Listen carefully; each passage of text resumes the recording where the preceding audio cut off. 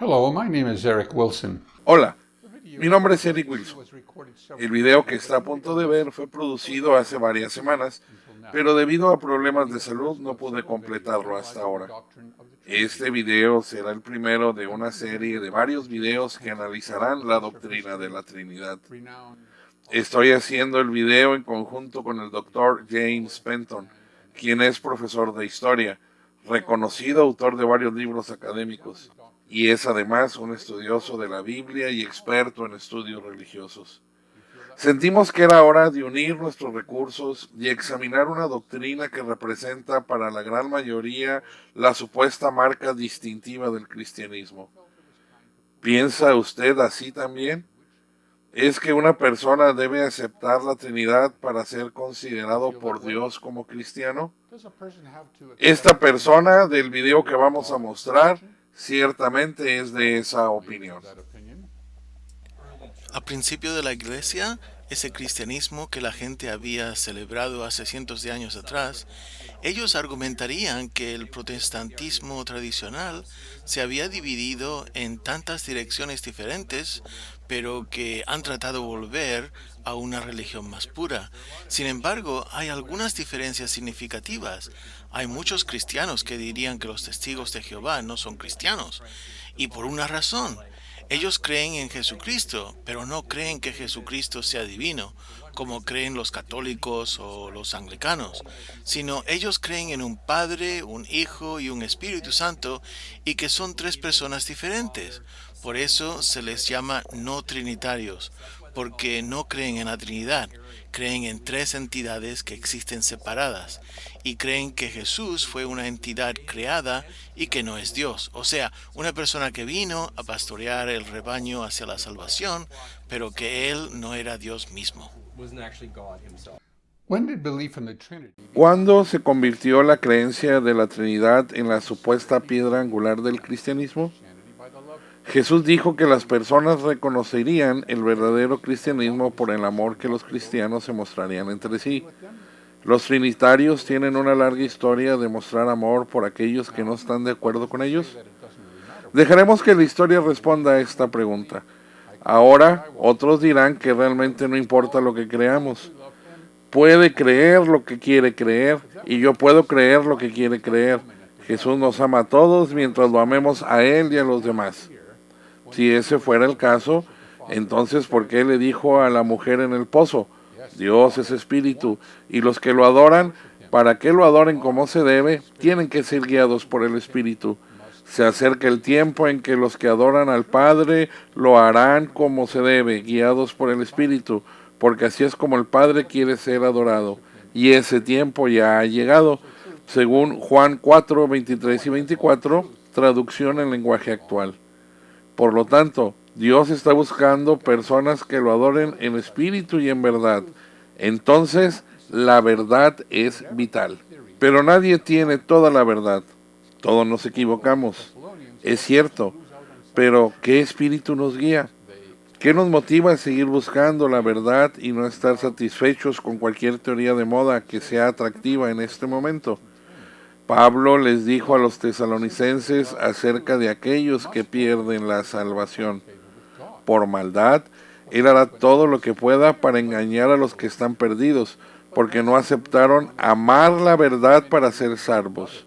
Segunda Tesalonicenses, capítulo 2, versículo 10, versión Palabra de Dios para todos. El amor, específicamente el amor a la verdad, debe motivarnos si queremos encontrar el favor de Dios. Por supuesto, cuando se les pregunta, todos dicen amar la verdad, pero seamos exageradamente honestos aquí. ¿Cuántos realmente aman la verdad? Si eres padre, ¿amas a tus hijos? Estoy seguro que sí. ¿Morirías por tus hijos? Creo que la mayoría de los padres realmente abandonarían su propia vida para salvar a cualquiera de sus hijos. Ahora, me permito preguntarle esto. ¿Ama la verdad? Usted dirá que sí. ¿Moriría por la verdad? ¿Estaría dispuesto a renunciar a su vida en lugar de sacrificar la verdad? Jesús lo hizo. Muchos cristianos lo han hecho. Sin embargo, ¿cuántos de los que se llaman cristianos hoy morirían por la verdad? Jim Penton y yo venimos de un sistema de creencias que se describe a sí mismo como la verdad. Un testigo de Jehová le preguntará rutinariamente a otro testigo de Jehová a quien acaba de conocer, ¿cuánto tiempo llevas en la verdad? ¿O cuándo aprendiste la verdad? Lo que realmente quieren preguntar es, ¿cuánto tiempo esa persona ha sido miembro de la organización de los testigos de Jehová?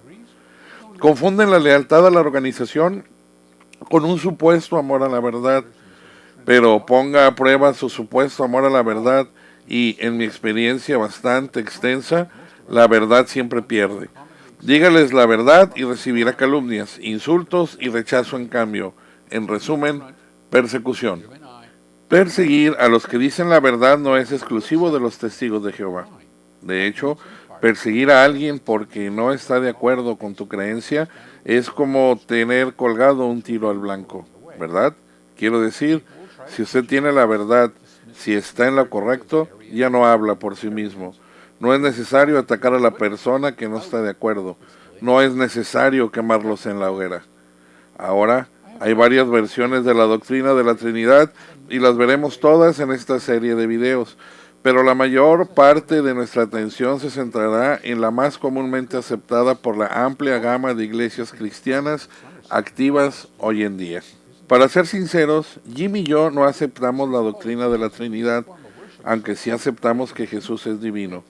Esto significa en parte que aceptamos a Jesús como un Dios basado en nuestra comprensión de una variedad de textos que abordaremos en nuestro proceso de análisis. La gente tratará de señalarlos, llamándonos despectivamente como arrianos o unitarios, o incluso decir que todavía pertenecemos a los testigos de Jehová, aunque digamos que estamos fuera, pero aún seguimos dentro. Nada de eso sería correcto. Descubrí por experiencia que los trinitarios tienen una ingeniosa y pequeña forma de descartar cualquier ataque contra su creencia. Es una especie de cliché que termina el diálogo. Dice así: o piensas que el Padre y el Hijo son dioses separados, ¿verdad? Entonces eso es politeísmo, ¿correcto? En virtud de que el politeísmo es una forma de adoración asociada con el paganismo, intentan terminar toda discusión poniéndose a la defensiva con cualquiera que no acepte su enseñanza. Pero podría objetar que los trinitarios también son politeístas con su versión de tres en un solo Dios. En realidad no. Afirman ser monoteístas como los judíos. Usted ve, ellos solo creen en un Dios. Tres personas distintas y separadas, pero un solo Dios. Ellos usan este gráfico para explicar su doctrina. Esto les da un solo ser. Sin embargo, ese ser no es una persona, sino tres. ¿Cómo puede una sola persona ser también tres? ¿Cómo envuelve su mente alrededor de esta paradoja? Reconocen esto como algo que la mente humana no puede comprender, pero lo explican como un misterio divino. Ahora, para aquellos de nosotros que ponemos fe en Dios, no tenemos problemas con los misterios que no podamos entender, mientras estén claramente establecidos en las Escrituras. No somos tan arrogantes como para sugerir que si no podemos entender algo, entonces no puede ser cierto. Si Dios nos dice que algo es así, entonces es así. Sin embargo, está la doctrina de la Trinidad claramente expuesta en las Escrituras de tal manera que, aunque no la entienda, ¿debo aceptarla como verdadera? He escuchado a los trinitarios hacer esta afirmación. Por extraño que parezca, no lo siguen con una referencia clara a tal declaración bíblica. En cambio, lo que sigue es una línea de razonamiento deductiva muy humana. Eso no significa que estén equivocados acerca de sus deducciones, pero una deducción o una declaración clara en la Biblia es una cosa, mientras que la interpretación humana es otra cosa muy distinta. Sin embargo, para los trinitarios solo hay dos posibilidades: el politeísmo y el monoteísmo, siendo el primero pagano y el segundo cristiano. Sin embargo, esa es una generalización bastante apresurada. Usted ve, no podemos establecer los términos de nuestra adoración. Dios lo hace. Dios nos dice cómo debemos adorarlo y luego debemos encontrar palabras para definir lo que dice. Resulta que ni el monoteísmo ni el politeísmo describen adecuadamente la adoración a Jehová, o Yahvé, o Yahweh, o YHWH, o YHVH, según lo escrito en la Biblia. Voy a terminar aquí para introducir el análisis con Jim sobre este tema. Empezaremos con esta pregunta. Jim, ¿puedes decirnos si alguien ha creado un término que describa con mayor precisión la relación entre el Padre y el Hijo y nuestra adoración para con ellos? Yes, I can. There was a new Sí, puedo. Hubo un nuevo término acuñado por un hombre llamado Max Müller en 1860. Esto fue un año antes de que la Guerra Civil estadounidense estallara. A él se le ocurrió el término enoteísmo. ¿Qué significa eso? Bien, eno, un, y teísmo, Dios, un Dios. O sea, la idea básica es la siguiente. Había un Dios y es un Dios principal y supremo, el Dios sobre todo. Y ese Dios generalmente se llama Yahweh o en una forma más antigua, Jehová. Pero además de Yahweh o Jehová, había otros seres que eran conocidos como dioses, Elohim. Ahora la palabra para Dios en hebreo es Elohim. Pero cuando lo ves a primera vista dices, pero eso es un Dios plural. En otras palabras, significa más de un Dios. Pero cuando esto va acompañado con verbos singulares, significa un Dios. Y este es un caso del sistema que se llama el plural de majestad. Por ejemplo, cuando la reina Victoria solía decir, no nos divierte, ella era una persona, pero como era una reina soberana, usaba el plural para sí misma. Y en las escrituras, Yahweh o Jehová generalmente se conoce como Elohim, Dios en plural, pero con verbos que están en singular. Ahora, cuando la palabra Elohim se usa con verbos plurales, eso significa dioses. Entonces veremos si existe tanto en el Antiguo como en el Nuevo Testamento. and the New Testament. Qué interesante. Gracias, Jim. Entonces, la pluralidad no está determinada por el sustantivo en sí, sino por el tiempo verbal. ¿Es correcto? Eso es correcto. Bien. Entonces, encontraré un ejemplo de esto para probar más el punto y voy a tratar de mostrarlo ahora. Hay dos cosas que debemos considerar con respecto a la palabra Elohim en hebreo. La primera es, si lo que Jim dice es correcto, que es una construcción gramatical que no indica plural, sino una cualidad como excelencia o majestad, y para determinarlo necesitamos ir a otra parte de la Biblia donde podamos encontrar pruebas que sean bastante irrefutables. Y creo que podemos encontrarlas en el libro de Primero de Reyes 11:33. Si vamos a Primero de Reyes capítulo 11 versículo 33, encontraremos aquí en el Bible Hub, que por cierto es un excelente recurso para investigación de la Biblia en múltiples traducciones e idiomas. Mirando Primera de Reyes 11:33 en la Biblia de las Américas tenemos que nos dice: porque me han abandonado y han adorado a Astoret, diosa singular de los sidonios, y a Quemos, dios singular de Moab, y a Milcom, dios singular de los hijos de Amón, y no han andado en mis caminos para hacer lo recto delante de mis ojos y guardar mis estatutos y mis ordenanzas como lo hizo su padre David. Bien. So let's look. Veamos cómo esos sustantivos singulares traducidos del hebreo al inglés y luego al español se colocan en el original, y en el interlineal encontramos que cada vez que se menciona al dios o diosa pagano tenemos la palabra hebrea Elohim, que es el número 430. Nuevamente, diosa 430, Elohim. Y aquí, Dios, Elohim 430. Solo para confirmar, en la concordancia de Strong encontramos que Elohim aquí es la palabra que se usa en esos tres lugares. Entonces parece bastante claro que estamos tratando con una construcción gramatical. Sin embargo, la ironía de todo es que cuando alguien que cree en la Trinidad trata de promover la idea de que la divinidad o la pluralidad de Yahvé, o sea, las tres personas en una, que supuestamente eran conocidas o al menos insinuadas en las escrituras hebreas al utilizar el término Elohim, en realidad le están dando a los enoteístas como Jim y yo una base excelente para nuestra posición, porque el trinitarismo se basa en la premisa de que hay un solo Dios. Es monoteísta, un Dios, tres personas en un Dios.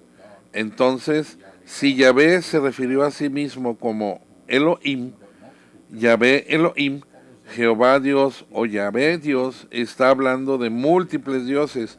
Se deduce que está hablando de enoteísmo, como Jim y yo aceptamos y muchos como nosotros. Que Yahvé o YHWH son el Creador, el Dios Todopoderoso, y debajo de él su único Hijo engendrado es también un Dios. La palabra es un Dios, y así Elohim funciona muy bien para apoyar el pensamiento enoteísta. Y así, la próxima vez que alguien me intente comentar, creo que en lugar de hacer el argumento gramatical, solo diré, sí, eso es maravilloso, acepto eso y apruebo nuestro punto, enoteísmo. De todos modos, solo divirtiéndome un poco por ahí. Antes de continuar, planteaste algo sobre lo que creo que nuestros espectadores van a preguntar, Jim.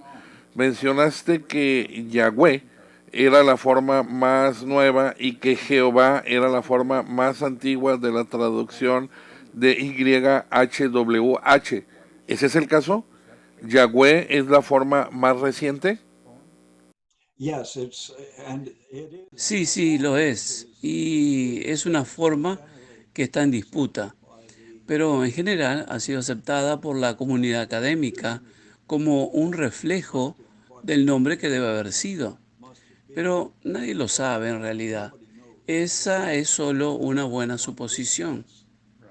Bien, sé que hay mucho debate sobre el nombre Jehová.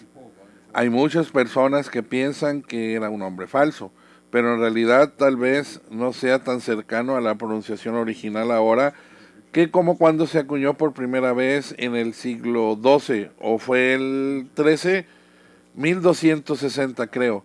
Se me va la memoria. Se podría saber mejor que yo, pero la J en ese momento tenía un sonido muy similar al ya. Sí, como lo hacen en los lenguajes alemán y escandinavo, y probablemente en el holandés hasta el día de hoy. La J tiene sonido de I. Claro, eso tiene que ver con la historia del uso de la J, pero eso no lo vamos a considerar ahora acá. We won't do here. Muchas gracias, Jim. Solo quería mencionar eso. Sé que vamos a recibir comentarios en ese sentido si no tocamos esta situación ahora. Entonces, ¿habría algo más que quisieras agregar? Creo que hay algo del Salmo 82 que me mencionaste anteriormente y parece ser que se relaciona con este tema. Sí, me alegra que haya planteado eso porque es un ejemplo perfecto de enoteísmo, como Max Müller lo habría explicado. Ahí dice, dije, ustedes son dioses Ye are y gods, todos son hijos del all of Altísimo. you are sons of the Most Pero High. ese no es el Salmo 82, versículo 1, sino el versículo 6 y el 7. 82. Ahí nos cuenta acerca de Dios sentado en la congregación de Dios.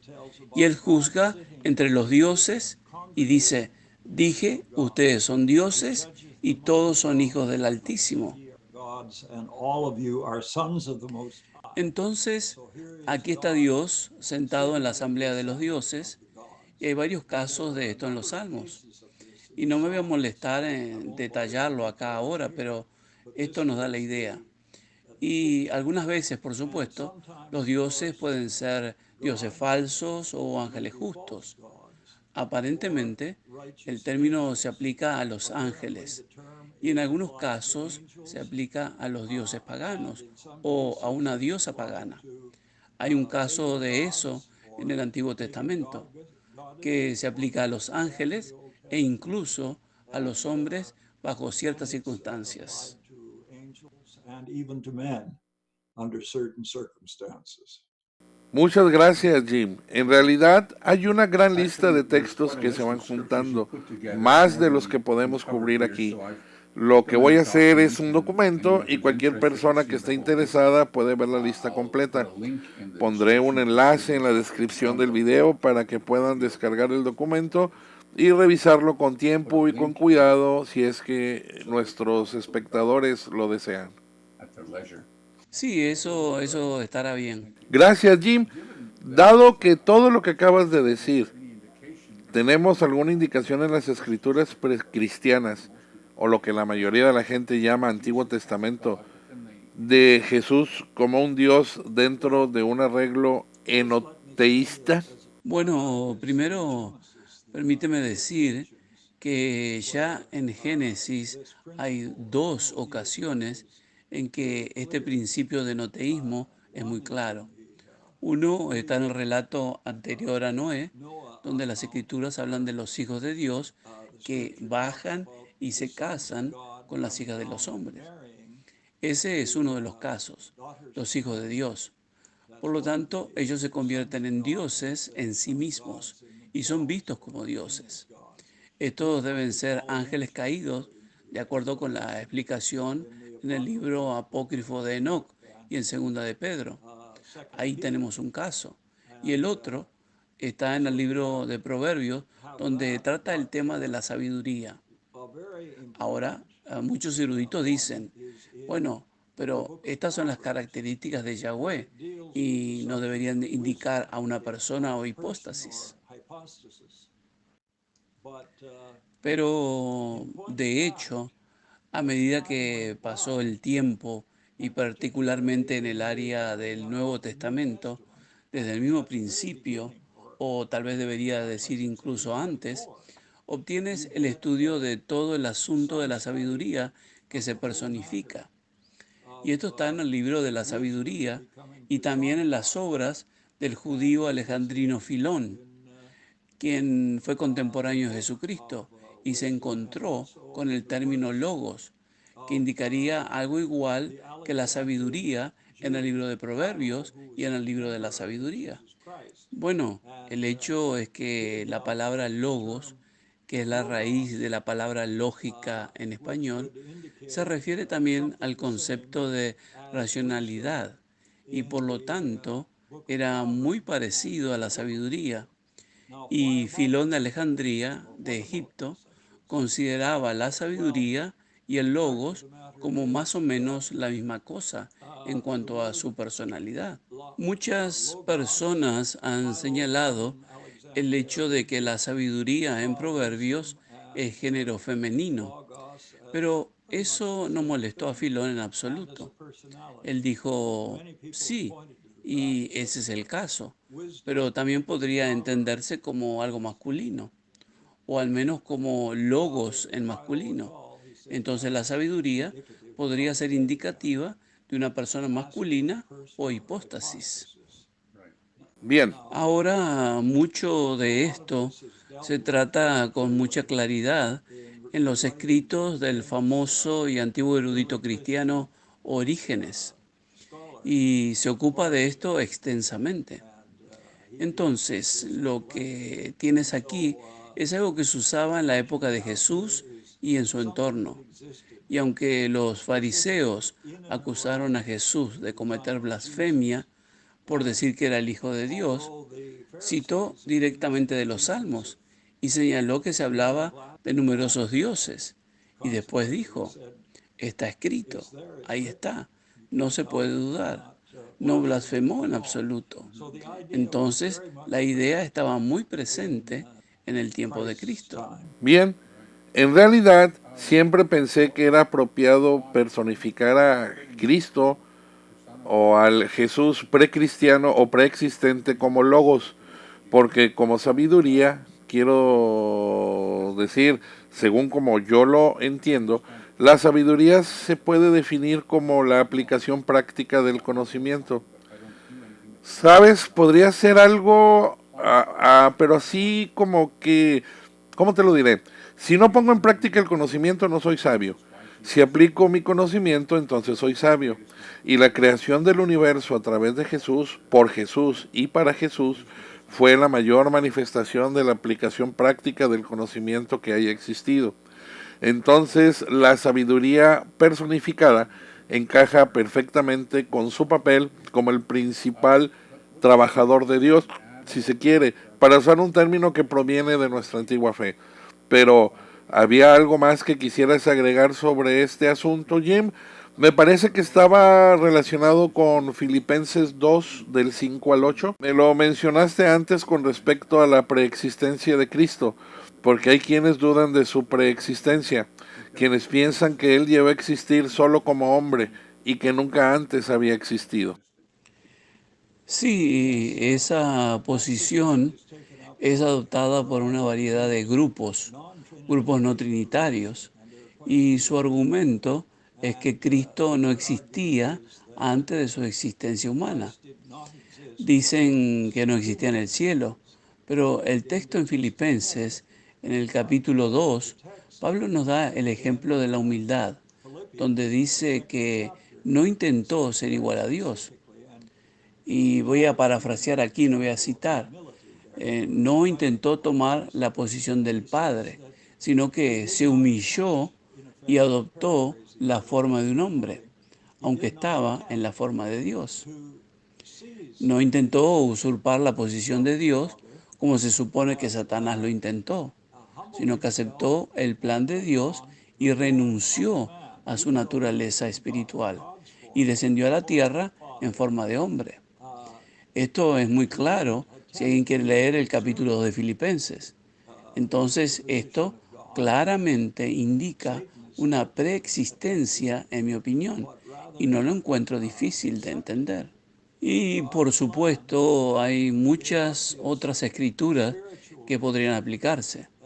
Tengo un libro que fue publicado por un par de caballeros que pertenecen a la Iglesia de Dios Fe de Abraham, y cada uno de ellos trata de eliminar la idea de preexistencia, diciendo, bueno, esto no encaja con el pensamiento judío.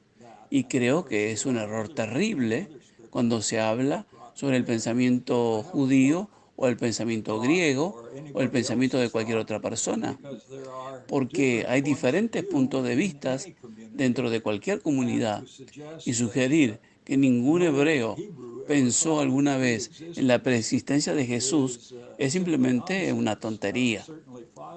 Ciertamente Filón de Egipto sí creía y fue contemporáneo de Jesucristo. Y simplemente les gusta decir que, bueno, esto es lo que predijo Dios para el futuro. Y ni siquiera consideran estos pasajes que muestran la preexistencia. Sí, son demasiado difíciles de tratar por lo que los ignoran. Me pregunto si lo que estamos viendo en la comunidad que apoya la preexistencia de Jesús es similar a lo que vemos en los testigos de Jehová, que tratan desde tan lejos la cuestión de la Trinidad que, contrario a los trinitarios, se van al lado opuesto. Los testigos minimizan a Jesús a solo un ángel, aunque sea un arcángel, y estos grupos lo convierten en un ser humano que nunca antes había existido. Ambos son necesarios, bueno, no necesarios, pero ambos son reacciones a, creo, la doctrina de la Trinidad, pero exagerando. Ellos están yendo demasiado lejos, pero en el sentido contrario, en el sentido opuesto, que tampoco es sano. Así es.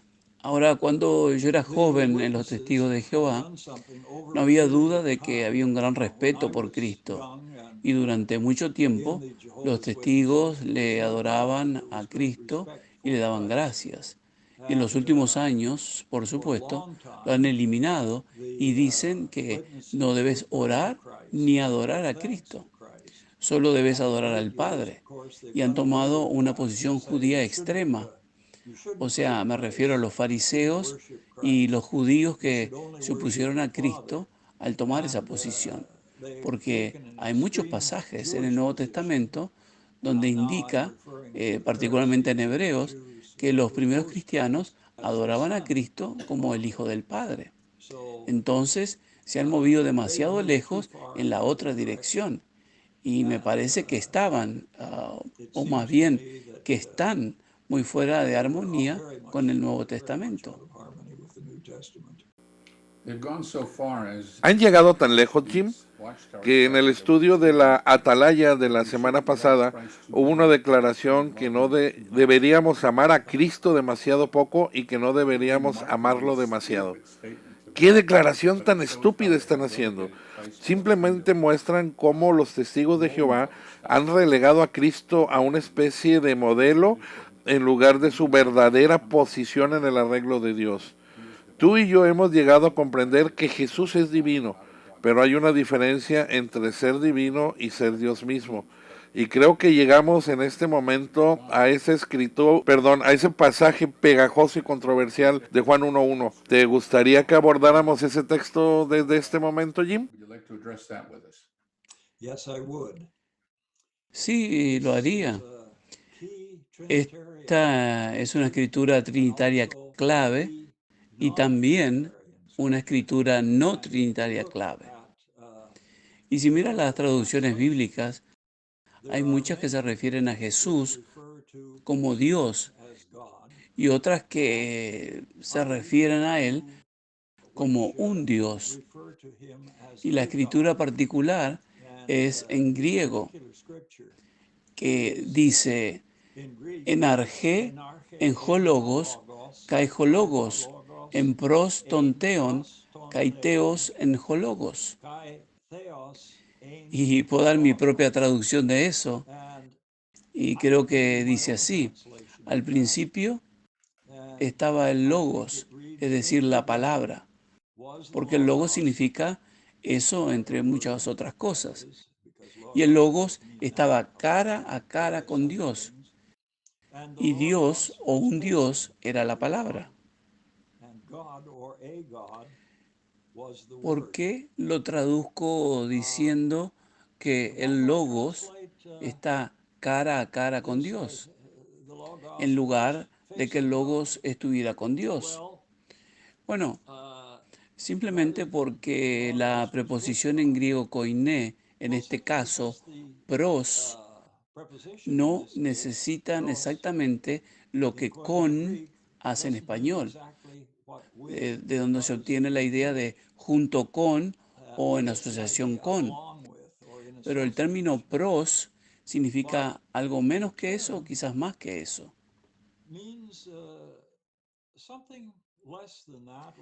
Y Helen Barrett Montgomery, en su traducción de Juan capítulo 1 al 3, y estoy leyendo algo de esto, aquí ella escribe: al principio era la palabra, y la palabra estaba cara a cara con Dios, y la palabra era Dios.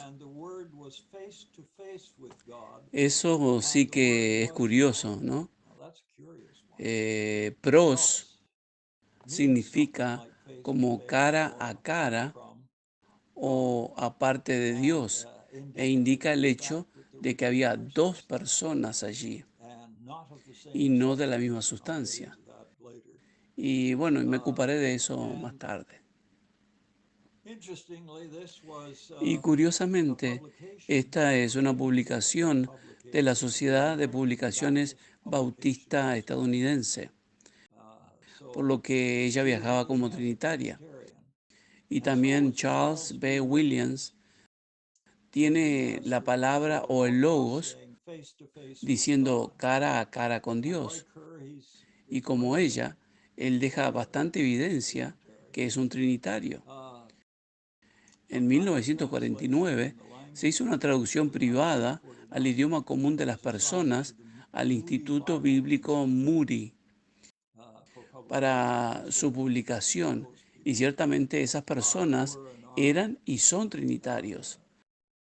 Así que tenemos todo tipo de traducciones en español y en otros idiomas, particularmente en alemán, in que son English and in other o languages, que particularly dicen German, la palabra era Dios that say, y otras well, tantas que dicen y la palabra era un the word Dios was o la God, palabra era just divina. about as many uh, say, and the word was a Muchos God, and the estudiosos word was han estado divine. A nerviosos lot of scholars have been y la nervous, razón de esto es and the que en reason for griego, this is that cuando una in palabra Greek, toma el when artículo definido, an, y el artículo definido en a word español es él, takes the definite y por article, eso decimos el definite Dios, article in English pero is en the, griego no había and so we un say the Dios God. en sentido But literal, in Greek, o que there se is no manejara a God de esta in the manera. literal sense. No hay And the un way they artículo handled it, indefinido. Así that's right, es. the way they handled Y it la was forma en que manejaron esto word for an indefinite fue que no había una palabra para un artículo indefinido como English. un en And español. so often when you see a Y a noun menudo cuando ves un without sustantivo an sin article, un artículo, without the sin el artículo definido, article, you assume that asumes an English que en una translation traducción al español should be debe ser indefinite indefinido en lugar de definido. rather than definite. So when it says uh, the Logos uh, earlier on in the scripture with a definite article, Entonces cuando dices el logos anteriormente en la escritura con un artículo definido y sin embargo continúa diciendo que el logos era Dios, there's no entonces no hay un artículo definido delante de ese término Dios. that term God. And so you can assume from Entonces that usted puede suponer que de hecho debe traducir este pasaje como un Dios en lugar de el Dios. is a God. Y hay muchas traducciones que Many hacen eso, translations that do that, Mhm. but one has to be careful. pero hay que tener cuidado. Usted puede, pero no lo digo dogmáticamente, porque los que enseñan gramática han demostrado que hay muchos casos en que los sustantivos sin el artículo definido Definite. siguen siendo definidos. And this argument goes on ad absurdum. Y este argumento continúa siendo absurdo. Trinitarian, you Y si usted es un trinitario, golpeará el escritorio y dirá, well, bueno, it's a definite. es un hecho que cuando se hace referencia al Logos como Dios, significa que es una de las tres personas de la Trinidad. One of the three persons of the Trinity, and therefore he is the Y God. por lo tanto, Él es el Dios. There are others who say not at all. Hay otros que dicen no, en absoluto. Of Origen, Si miraras los escritos de Orígenes, greatest of que es uno de los más grandes eruditos cristianos, estarías de acuerdo con las personas que dijeron un Dios como correcto. a God was correct, and he would be a supporter of the Y Jehovah's sería un Witness defensor translation. de la traducción de los testigos de Jehová, en la que ponen que la palabra era un Dios. But we can't be dogmatic about that. Y no podemos ser dogmáticos al respecto. Es imposible. Y si miras a los unitarios por un lado y a los trinitarios por el otro, pelearán por esto y presentarán todo tipo de argumentos.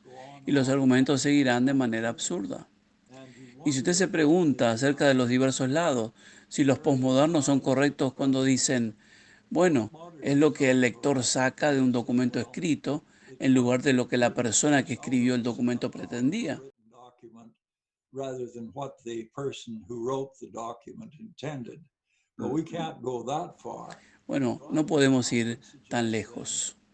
That arguing over the grammatical nature Discutiendo sobre la naturaleza gramatical de este texto en Juan capítulo 1, versículos 1 al 3, es mejor aplicar otros medios para estudiar todo este asunto. Y supongo que es porque particularmente me encuentro con cosas bajo la base de mi propia formación académica.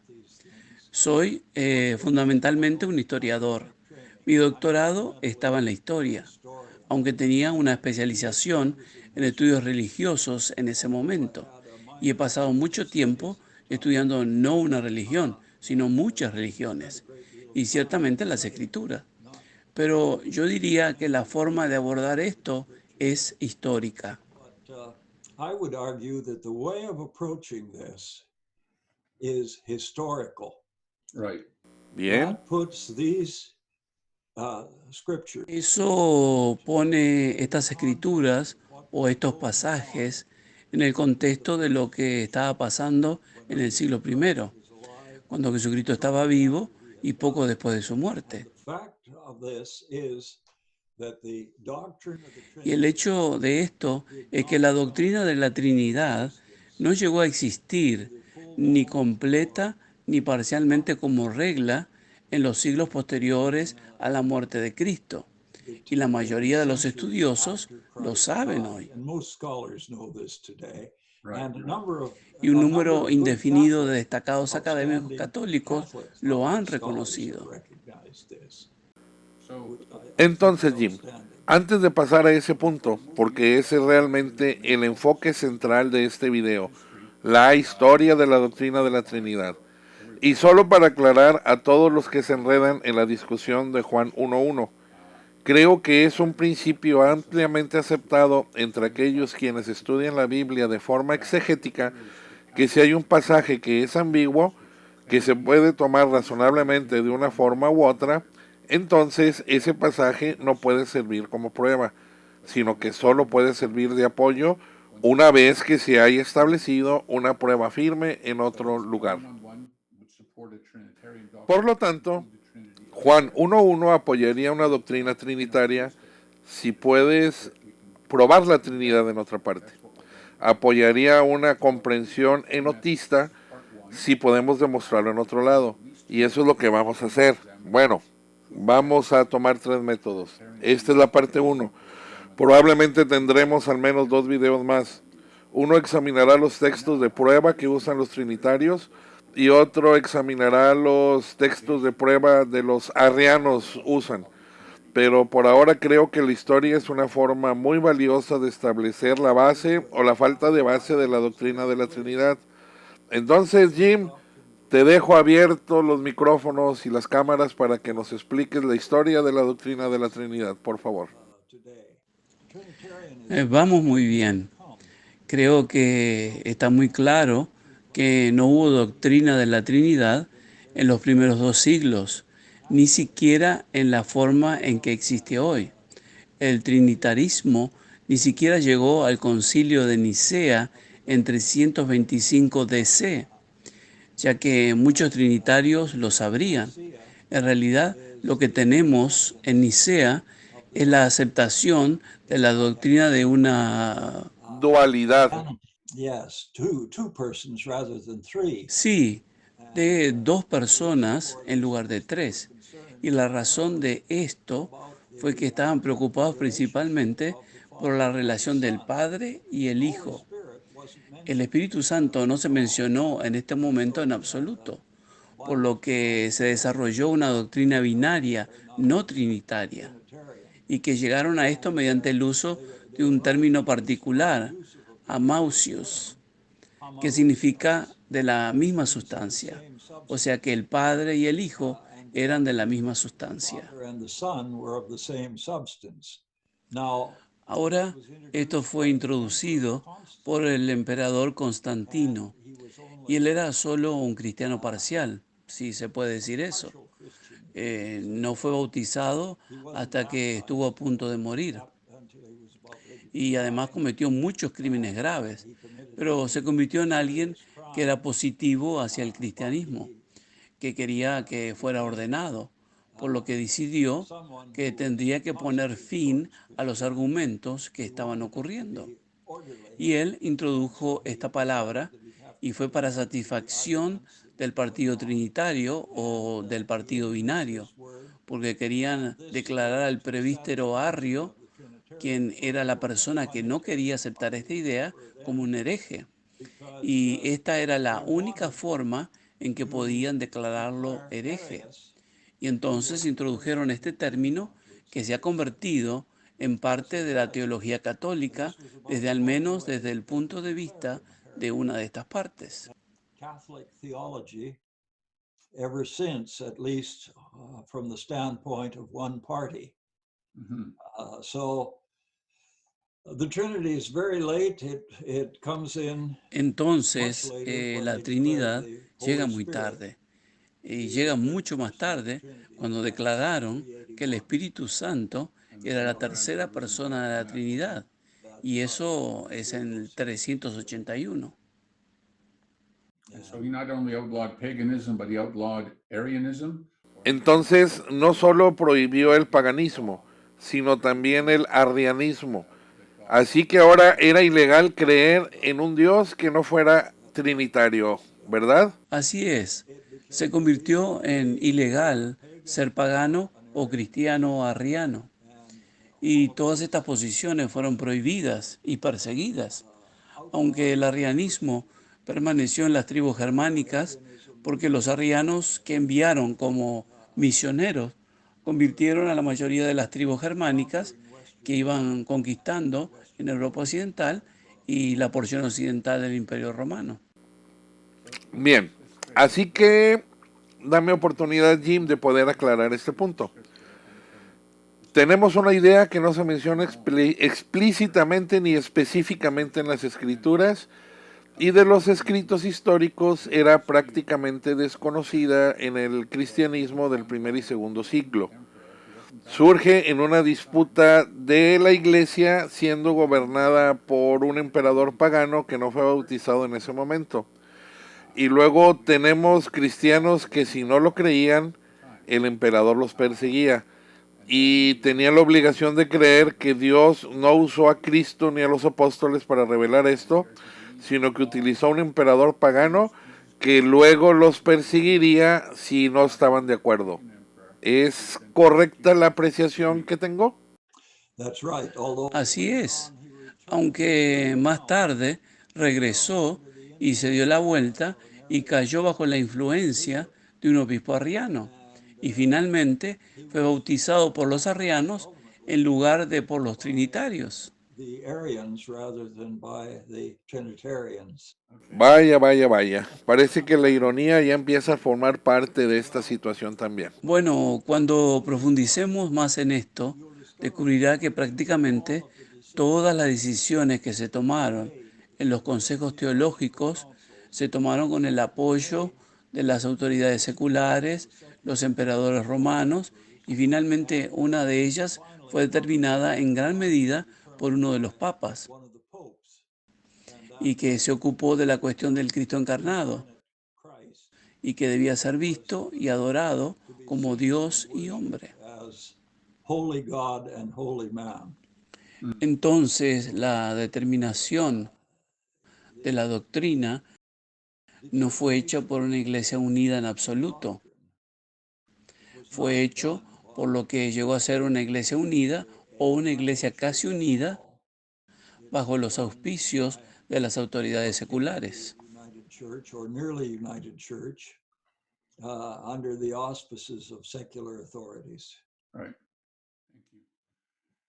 So, Entonces, para resumir nuestra discusión de hoy, estábamos viendo un video de un trinitario explicando la doctrina y él admitió que era muy difícil de entender, pero dijo, no importa que no entienda eso, está claramente establecido en la Biblia, así que solo tengo que aceptar con fe lo que está completamente declarado.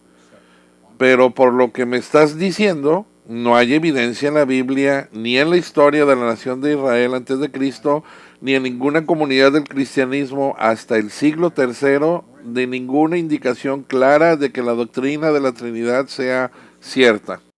of any clear indication of a Trinity. That's right. That's right. Así es. Y no hay un apoyo claro para ello por los consejos de la Iglesia hasta 381, bastante tarde.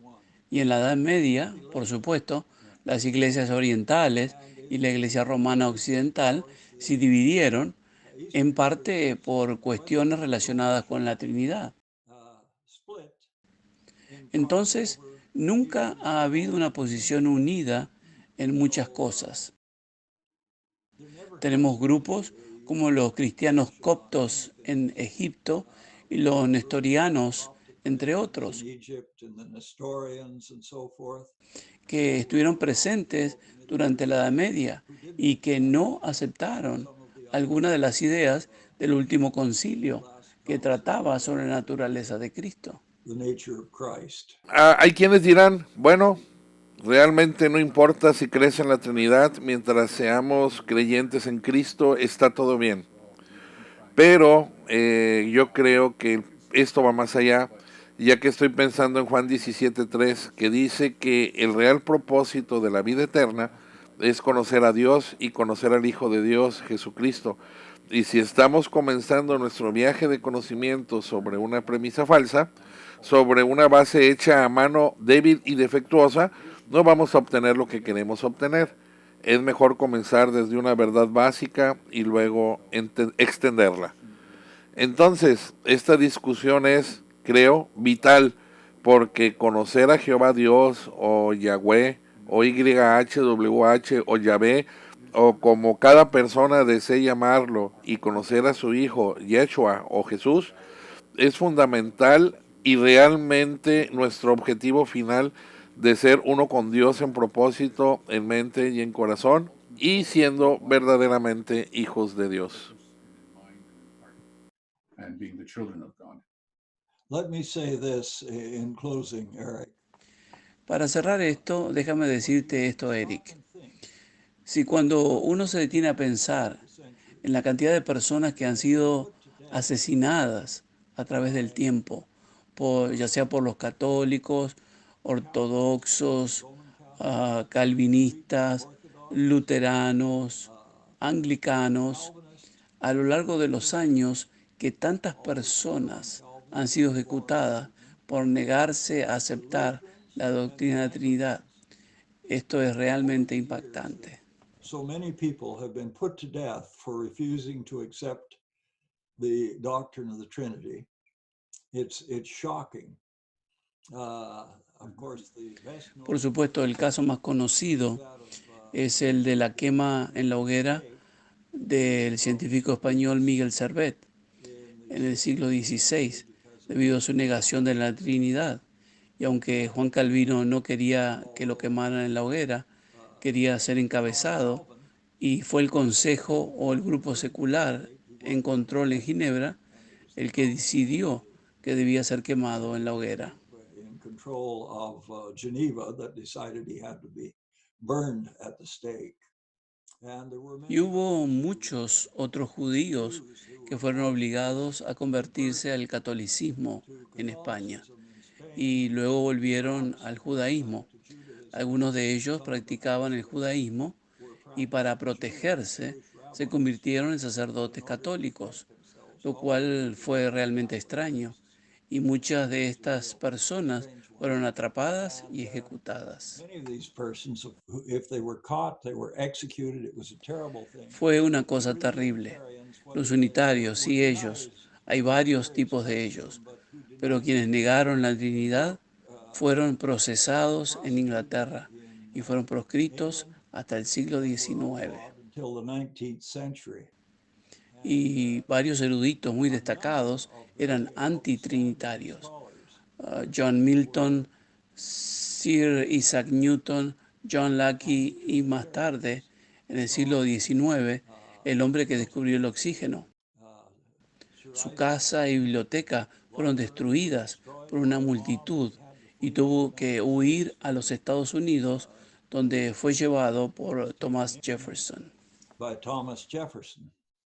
So what you have is a doctrine which all kinds of people have questioned. Entonces, lo que tienes es una doctrina que todo tipo de personas ha cuestionado, y las acciones sin amor de los trinitarios han sido escandalosas. Ahora, eso no quiere decir que algunos unitarios hayan sido menos que cristianos en su comportamiento, como bien sabemos. Pero el hecho es que ha sido una doctrina que a menudo defiende la hoguera o que ardan en la hoguera, y esto es lo horrible por el hecho cuando miras a los feligreses modernos. You look at modern day churchgoers, La persona promedio que va a la iglesia, ya sea católica, anglicana o cualquier otra iglesia reformada, muchos, pero muchos otros no entienden. La gente no entiende la doctrina e inclusive varios clérigos me han dicho que el domingo de la Trinidad, que es parte del calendario de la iglesia, no saben qué hacer con él porque tampoco lo entienden. they don't know what to do with it because they don't understand it either. Hmm, interesting. Very difficult doctrine. Es una doctrina, pero muy difícil de entender. Entonces, escucho la verdad. No necesitamos ir más allá de las palabras de Jesús en Mateo 7, donde dice, por sus obras conocerás a estos hombres.